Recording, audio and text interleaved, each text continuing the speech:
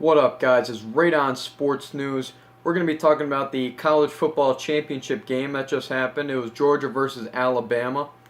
It was an absolutely amazing game, fun to watch. My prediction was wrong. Alabama did win.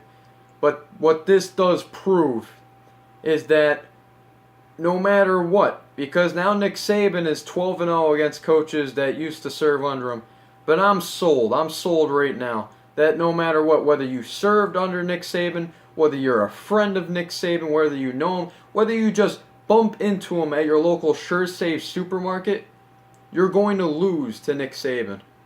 That's just how it is. If you know him, you will lose to him. That's what this game proved to me. Really, the game went to overtime because Papanopoulos or Papstanopoulos, however you want to pronounce the man's name, it doesn't matter because he's garbage. You're never going to need to know the man's name because he's never going to go anywhere. But he ended up missing an easy field goal that would have won the game the first time. Anyway, this game ended up going to overtime. It was 20-20 in overtime. Georgia's offense struggled for most of the game. Obviously, it didn't change for overtime, so they ended up having to settle for a field goal, which meant if Alabama scored a touchdown, the game was over. And Alabama got the ball, and the first play, which was good for Georgia, Davin Bellamy, who had a great game, by the way, he ended up sacking Tua Tawafulo, however you want to pronounce that man's name. I'm sure we'll figure it out next year when he's actually relevant. I'm sure we'll figure out tomorrow when everybody starts talking about him, they start figuring out how to pronounce the man's name.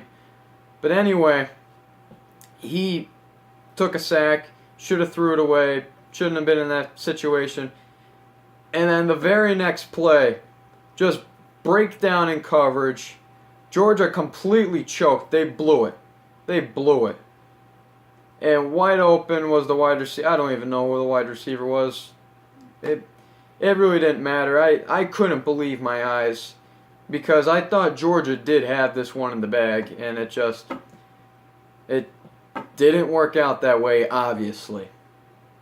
You know, I was right in one part. I said Jalen Hurts sucks. He does. He does. A lot of the sound and around this game, everybody was talking about how, you know, Jalen Hurts, he's been in this situation before. He's been in a championship game, so he's got experience. He'll be able to handle the pressure. Wasn't the case. Wasn't the case. He sucked the first half. They ended up taking him out, throwing him in the freshman, and the freshman did pretty good. He did good. Really, the running game for Alabama was good. But Calvin Ridley, who's possibly the best wide receiver prospect going in the draft this year, he sucked. Yeah, he had a TD catch. But, I mean, other than that, nothing really doing for him. He really did suck. He was garbage. On the Georgia side, Jacob Fromm, 2 picks. I was a little disappointed in his performance. I expected a ton better, and especially a guy who said earlier in the week on SportsCenter, I never felt pressured in any kind of situation. I've never felt uncomfortable in any kind of situation. Are you kidding me? Who are you fooling? Who are you fooling?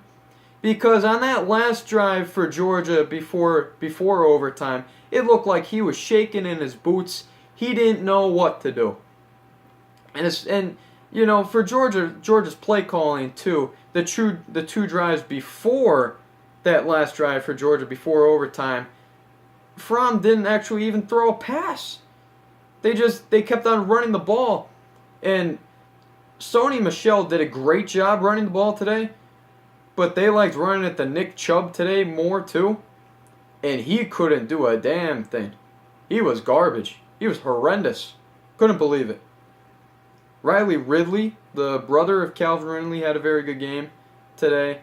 Roquan Smith had a good game. Like I said, Davin Bellamy had a great game too. So, I mean, there was a lot of players on Georgia that had a good game. It's just Alabama. You can never count out Alabama in any game, and Just Alabama came back and won this one. They did what Alabama does. My prediction was wrong. What else is no? Let's talk about the halftime show. It was Kendrick Lamar.